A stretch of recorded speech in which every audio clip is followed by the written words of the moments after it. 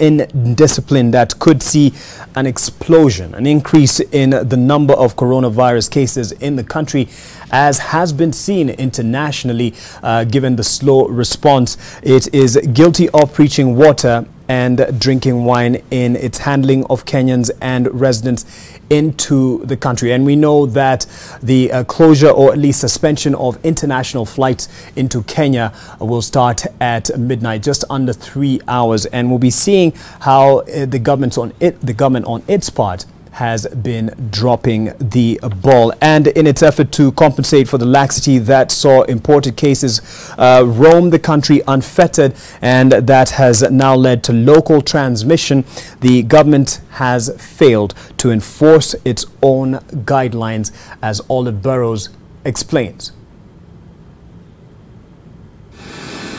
First, it failed to put in place robust systems that would see to it that persons who flew into the country from nations with cases of the coronavirus adhered to the requirement for self-quarantine, exposing the wider populace with whom they mingled freely to the virus. You can walk into JKIA or any other center, no temperature, nothing, and then a couple of days later, you show the signs. Which is why the government should have had systems in place to see to it that the prescription for self-quarantine was followed.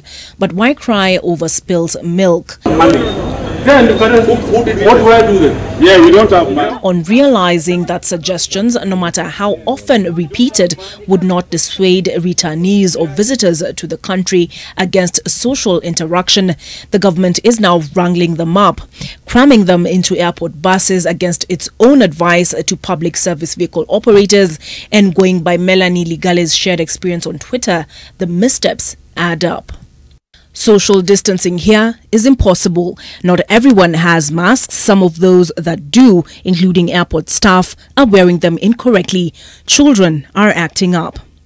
People are telling me that the quarantine options are dormitory style. How is squeezing people into rooms preventing the spread of the coronavirus? Melanie tweeted 24 hours ago. And her experience was not isolated. Pardon the pun. Between the time we arrived there and the time that we had this briefing, we already had so many travelers arrive from different countries, different continents, and honestly, if I speak for myself, I was very uncomfortable. I was nervous. I tried my best not to touch anything, sit anywhere, just to protect myself. So obviously, for most of us, we were tired. I wanted to just get somewhere, get myself safe. And of course, because we were so many, we could not even maintain the required distance between people.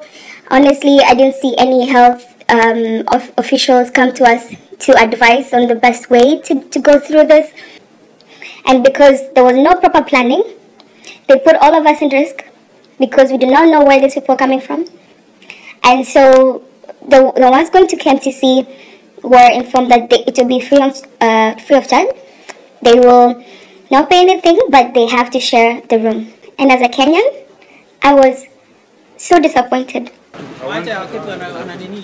For all its tough talk, the government's failure to follow even its most basic advice has left a lot to be desired. Everyone rushing to the buses, we're all squeezed together, very unprotected, very not safe at all. Teething problems was the Health Cabinet Secretary's response.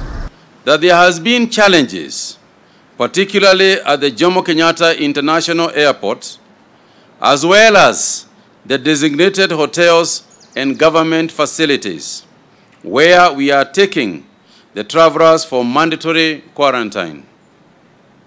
This was bound to happen because of the huge numbers that are coming in, while at the same time, we do not want to leave anything to chance. For all its zeal, the government's handling of the small group in the wider scheme of things at the airport last night failed to inspire confidence, underscoring just how important it is that citizens take responsibility for their own and their brothers' well-being by curbing the spread. Olive Burrows, NTV.